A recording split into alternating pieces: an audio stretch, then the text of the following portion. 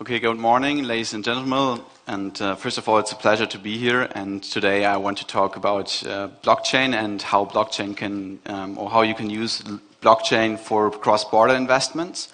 And before I actually start my presentation about this topic, I would like to take you on a little journey with me. And this journey leads us back to the 1990s, to the time of the dot-com bubble. During this time of the dot-com bubble, there was a time full of optimism, innovation, and also fast money. But at some point, the bubble actually bursted, and a lot of value was destroyed. However, not only value was destroyed, but some of the most valuable companies of today were formed. Companies like Amazon, PayPal, or for example also Google. And if you now compare the price of the Nasdaq of the late 1990s and also the early 2000s and compare it to the Bitcoin price, it actually shows a very similar pattern. So the internet changed the way how we saw information, the way we communicated, and also the way we exchange data among each other. And the blockchain now really holds a premise to change the way we see value, the way we store, and also the way we transact value. And in my opinion, this change is drastically needed.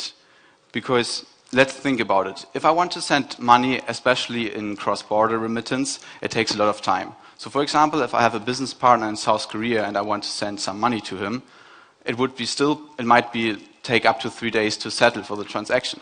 So it would still be faster for me to take the money in cash, travel to South Korea myself, and then give my partner this money in person. So in other words, in 2018, it is still faster to physically transfer money than to digitally to do so. And this is what the blockchain can really change. So there are basically 3 major ways how you can transfer money or you can pay. First of all, it's the cash, where you just transfer money directly to another partner. Then there is this online banking. And there you kind of give the information to your banks, and that then starts to process information. And the problem is that you have a lot of intermediary steps in between, because if one bank sends money to another, it doesn't necessarily have directly contact to the recipient's bank. So then you start off having intermediary banks. And this can change in the blockchain network, because this now enables peer-to-peer transaction, which do not need for a central authority anymore. And we will discuss later a bit about how that works. And obviously this is even worse for international payment transaction, because then also central banks will at some point be involved. So now let's take a step back and first of all introduce the blockchain and what kind of the features it offers, and also where the opportunities then lead. So first of all, the blockchain, it's also called a distributed ledger technology. So it's a distributed design by itself. So distribution means that we do not need a central authority anymore which maintains or controls the network. Instead, this central authority is replaced by a network of nodes or network participants, which now are able to control and maintain the network themselves. This obviously can have some advantages, specifically if you think about frontier markets or countries which do not have so stable economies or stable political regimes. And in those countries, often you do not necessarily trust the intermediaries, and if you now can replace them by a network, it might have some benefits, especially if we are talking about anti-corruption, but I will cover this later. And then also the blockchain for stable regions, for Korea, Germany, it also has some advantages, because it now allows companies to work together, which otherwise would not be able to work together. And this would come in form of private blockchains. So one famous example would be that banks share a common infrastructure, a private blockchain among each others, and then start using that for banking transfers, and then they don't need to, for example, have SWIFT involved or any other intermediaries. However, distribution also comes at its price. Because it's a distributed ledger, you always need a consensus of all the participants if you want to change the network design itself. And this obviously can have major problems. Even if the technology is not perfectly tested and you start rolling it out and you want to make changes afterwards, it might be very difficult to implement so. And this brings us to the next feature I want to talk about, and this is the consensus mechanism. And the consensus mechanism, in other words, is the mechanism which enables the network to be synchronized at a given time frequency. And synchronized means that all the participants of the network, they agree on a single data or common data status, common data truth at a given point in time. And this consensus mechanism can come in different forms. It can come in forms of a proof of stake or the proof of work or delegated proof of stake. However, what all those mechanisms have in common is that they either try to discourage fraudulent behavior by increasing the barriers for doing so to such a high level that it would be unattractive for people to do so, or they would discourage it in a way that the network participants always would harm themselves more than they can gain through fraud. And this consensus mechanism is very important for the blockchain design, but also what comes into place for the blockchain design is a high level of transparency. So transparency means that the blockchain saves all the complete transaction history which has been made in the blockchain. And this is very important because if you think about payments, if someone sends you money, you can only prove that he owns the money by seeing where the money came from. So especially in Bitcoin, for example, there we have a chain of private digital signatures on the money, and this is the way how I can prove that the previous owner actually had the money and that it was rightfully transferred to me. And this transparency obviously also gives a lot of advantages if we are thinking about frontier market or especially also African markets where we have a lot of corruption. Because if we are able to see where all the money flows to, we are able also to fight corruption. And this brings us also to the next point, which is immutability. So the blockchain, once has been started running, you can't change the data which it has processed.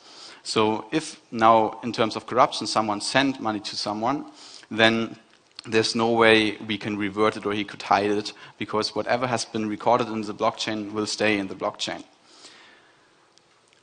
This, again, also comes at its price, because once someone did a mistake, so I mistakenly sent some money to another partner, I always rely on him to kind of revert the transaction and send me the money back, because we don't have the central authority which would do that for me anymore. And the last feature in the blockchain network is that it enables smart contracts. And smart contracts are basically self-executing lines of codes, self-executing agreements, which are triggered by a predefined event. For example, what it could mean in a business transaction, that if I want to share some data with a business partner, we could program a smart contract saying, once I've uploaded the data, the money will automatically be released. So this makes central clearance redundant, because now we don't need a partner or a notary anymore, which enables trust between the two of us. And this obviously also helps to automate a lot of processes. And if we think about economy, we had the example of Airbnb. Airbnb is there for also clearing the payments, but this could also now be done in a peer-to-peer network directly among the participants by smart contracts. So the blockchain in general has a lot of emphasis or a lot of potential in the financial industry. The first major area is payments, and we already have cryptocurrencies through which you can move a lot of money internationally. So for example, Binance, which is the biggest cryptocurrency exchange, moved $600 million worth of Bitcoin to another country with just transaction cost of $7. If we would do that with traditional banking, it would cost around $18 million. So there's a lot of potential there. However, cryptocurrencies have the problems of being very volatile. And this, in my opinion, is why they will be replaced by digital fiat currencies, which are also known as stablecoins. So stablecoins are pegged to a real currency. So now I would peg a coin to the US dollar, and then this coin would always reflect the value of the US dollar. And this then also would enable actually using crypto or blockchain currencies for day-to-day payments. And then obviously there's a lot of, we already covered the example of private blockchains for interbank transaction, and then there's a lot of potential in the trade finance. Okay. Yeah. A lot of implications for the trade finance, and a lot of banks are actually looking into this. Another very important point is that with the blockchain, we can digitalize securities in general. So it can come in form of stocks we now digitalize, or also in terms of bonds or derivatives. Another very, I think, area where we will see a lot of blockchain impact is in the real estate industry, because it now can help to make the real estate market very liquid. And there are a lot of, again, it's a very huge potential use case in frontier markets where we do not necessarily have trusted intermediaries or trusted notary which can transfer real estate. But if we now transfer those real estate on the blockchain, it helps that it can't be corrupted anymore. And the people, the farmers, for example, they have the power to transfer the land in forms of coins. And this is very important because once you bring liquidity into this market, they can also use this, for example, if they want to receive a business loan, because they can now use it as a collateral. Then other areas where the blockchain in general can have major impacts are accounting systems, then also IoT and machine payments, and also, for example, digital identity verification. And this, in this case, would mean that once one party has proven my identity, I can use this proof to be proven to another party. So as we see, there's a lot of use cases and potential in the financial service industry. And at the same time, what we see is that banks really struggle to digitalize their processes. For example, the Gartner report says that 80% of the traditional banks will become irrelevant by 2030. The problem which banks most of the times have in order to digitalize their processes is they have built such a high legacy system which makes it very hard to transfer to new technologies. So for example, in Germany there are banks which are currently partly still running on systems which have been implemented in the 17th or in the 18th. And the problem is if they now want to, so the first problem is that they do not necessarily know what happens if they would shut down those systems. And the second of all, the system is currently working. It's not fairly running, but it's working. So the high risk for the banks, obviously to now test a new technology, is not worth the efficiency gains which they can win. However, this is also where startups can come into place because they don't have this legacy system and they are much closer to the market and now can actually digitalize or start from scratch to create digitalized processes. And this is also one of the major findings of the Gartner report, why so many banks will become irrelevant. So I would now like to move on to the case study, what we do at Crypto Development Fund and how that works. And I will use this presentation also to explain more about blockchain and how we are using it.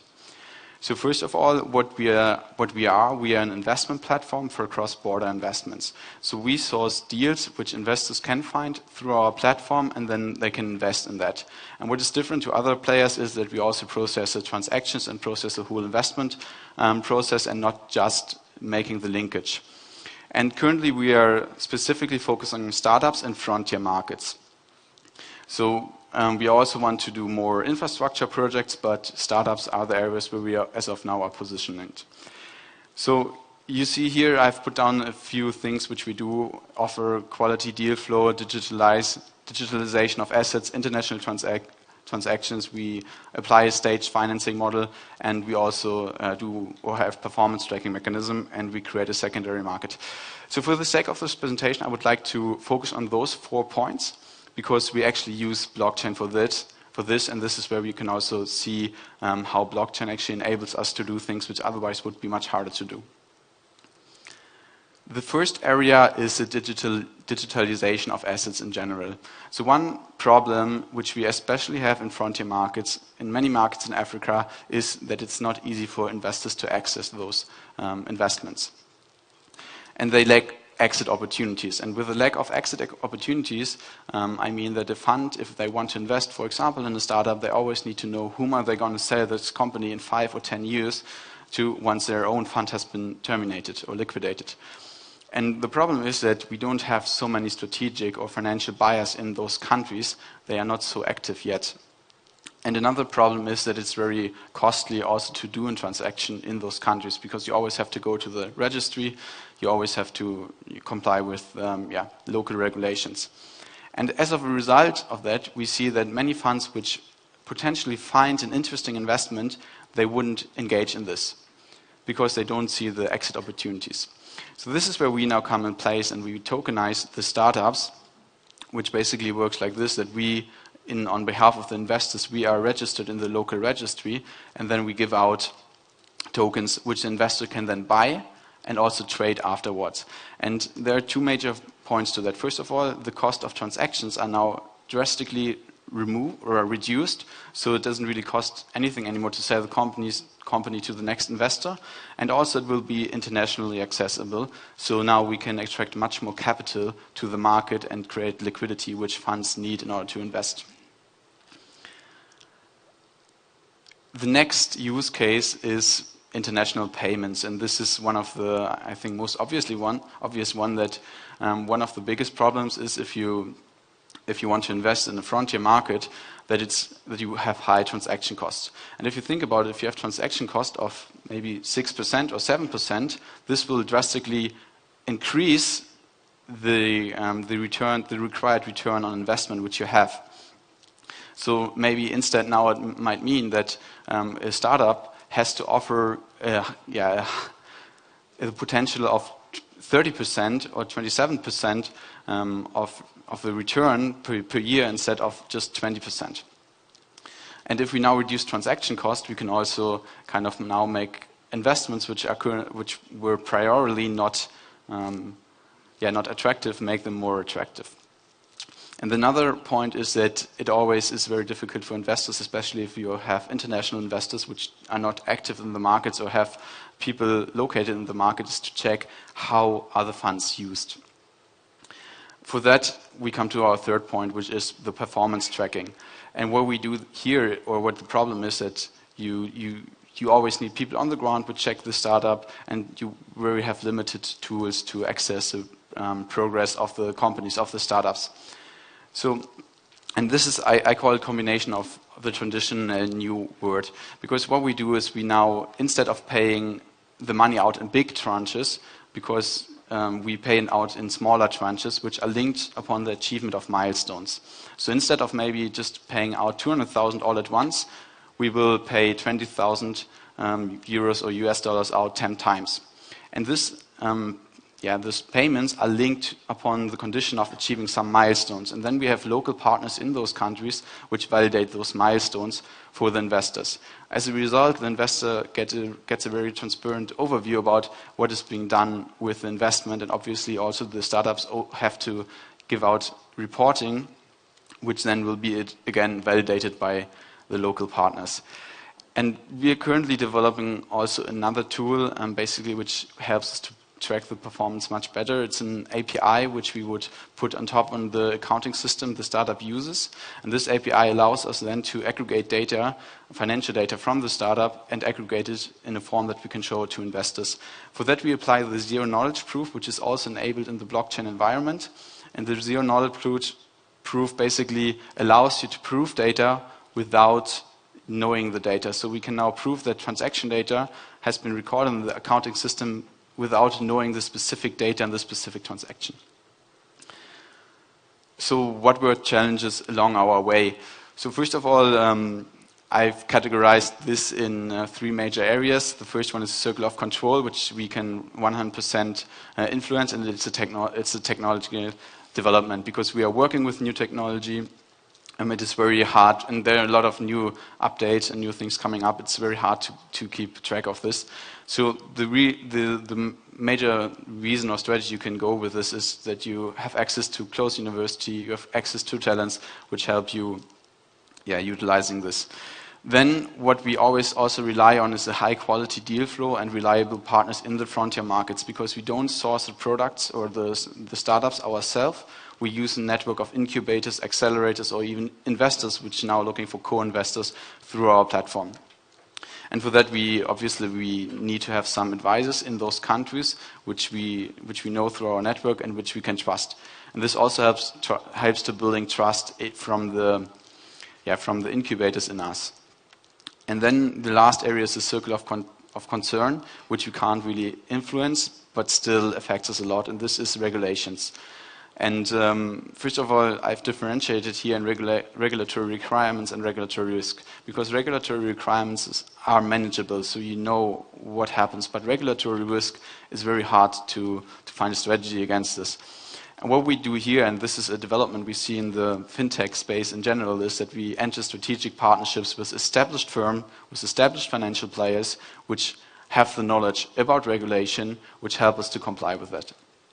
Then again, what we see is that the banks, for example, in the financial industry, they can also bring in a lot of capital resources and competencies of the business model itself.